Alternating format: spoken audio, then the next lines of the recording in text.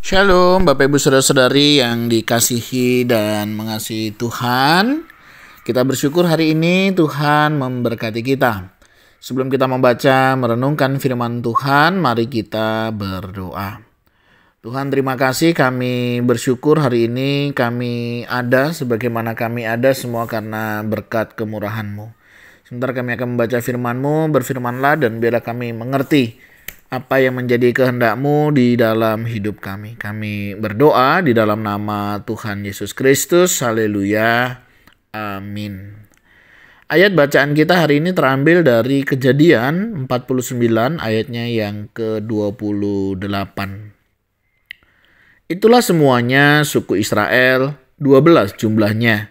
Dan itulah yang dikatakan ayahnya kepada mereka ketika ia memberkati mereka.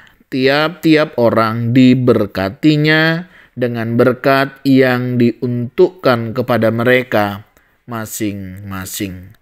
Amin. Demikian firman Tuhan, mari kita merenungkannya.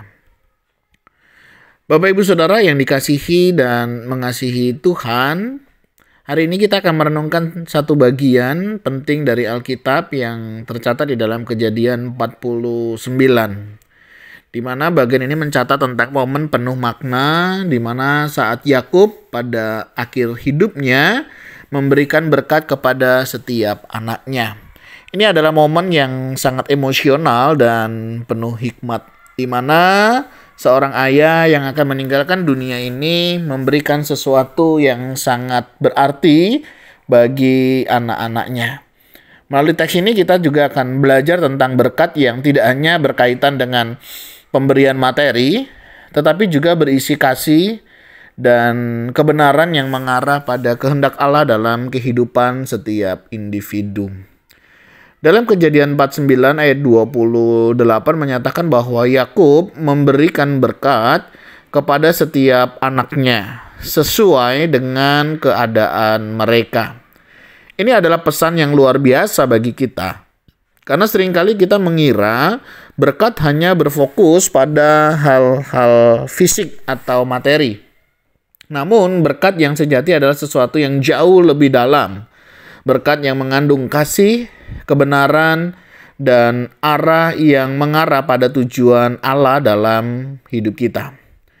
Mari kita mengalami dan melihat bagaimana pelajaran-pelajaran penting dari pemberian berkat Yakub kepada anak-anaknya dan bagaimana kita dapat mengaplikasikannya dalam kehidupan kita sehari-hari.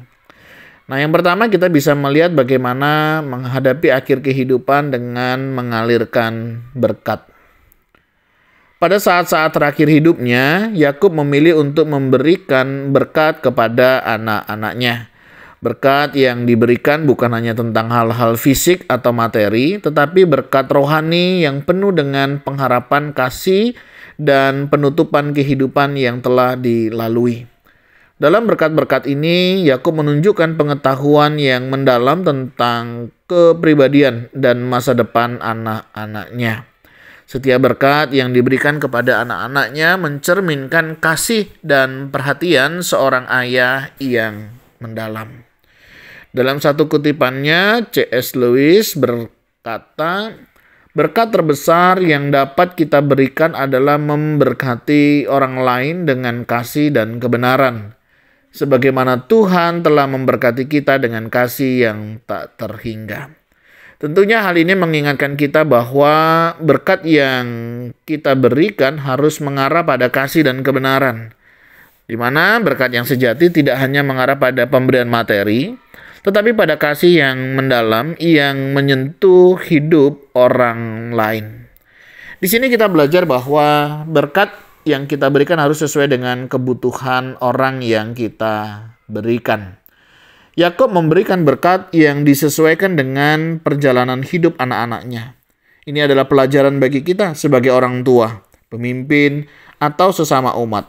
Berkat yang kita berikan harus peka terhadap kondisi dan keadaan orang tersebut. Terkadang berkat kita menjadi lebih bermakna ketika disesuaikan dengan keadaan mereka, bukan hanya berdasarkan apa yang kita inginkan. Menjadi perenungan buat kita, Apakah kita sudah memberikan berkat yang sesuai dengan keadaan orang lain dalam hidup kita? Apakah kita memberi berkat dengan penuh pengertian dan kasih? Bagian kedua yang kita bisa pelajari pada bagian ini adalah di mana setiap suku menerima berkat yang sesuai dengan keadaan mereka. Dalam Kejadian 49 ayat ke-28 mengingatkan kita bahwa setiap anak Yakub menerima berkat yang sesuai dengan keadaan mereka. Berkat itu pribadi dan tidak seragam, yang masing-masing ditujukan untuk memenuhi kebutuhan spesifik setiap individu. Ini menunjukkan bahwa Tuhan melihat dengan jelas keadaan hidup kita dan memberikan berkat sesuai dengan itu. Seperti yang dikatakan oleh John Wesley, salah satu tanggung jawab terbesar kita adalah memberi berkat kepada mereka yang ada di sekitar kita. Berdoa bagi mereka dan memberitakan kasih Tuhan kepada mereka. Melalui berkat-berkat yang diberikan Yakub kepada anak-anaknya, kita diajarkan bahwa setiap berkat yang kita berikan harus mengarah pada kehendak Tuhan dan kebaikan bersama. Tuhan memberkati kita bukan untuk kita simpan untuk diri sendiri, tetapi untuk kita bagikan kepada orang lain. Contohnya, ketika Yakub memberkati Ruben, Simeon, dan Lewi, dia tidak hanya menyebutkan kekuatan mereka, tetapi juga kelemahan mereka. Yakub tidak menutupi kenyataan, melainkan memberkati mereka dengan pengharapan dan janji untuk masa depan mereka. Tuhan memberkati kita sesuai dengan keadaan kita. Meskipun kita memiliki kelemahan dan dosa, Tuhan tetap memberi kita berkat yang sesuai dengan potensi dan rencananya. Apa yang menjadi renungan buat kita untuk kita aplikasikan? Apakah kita sudah menerima berkat Tuhan dengan penuh penerimaan atas keadaan kita? Dan apakah kita juga mampu melihat berkat-berkat yang kita terima sebagai bagian dari rencana Tuhan yang lebih besar? Poin yang ketiga, berkat adalah cara Tuhan menyatakan kehendaknya. Setiap berkat yang diberikan Yakub kepada anak-anaknya bukan hanya untuk mereka, tetapi juga bagian dari rencana Tuhan yang lebih besar. Yakub menjadi saluran bagi kehendak Tuhan, dan berkat yang dia berikan kepada setiap suku Israel adalah bagian dari pembentukan bangsa yang akan melahirkan Mesias.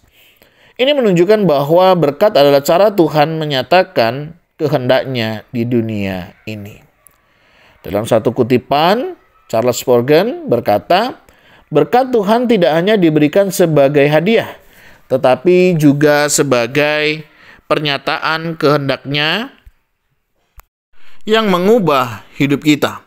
Ini mengingatkan kita bahwa berkat yang kita terima atau kita berikan kepada orang lain bukan hanya untuk kepentingan pribadi, tetapi untuk tujuan yang lebih besar, kemuliaan Tuhan dan pembangunan akan kerajaan-Nya.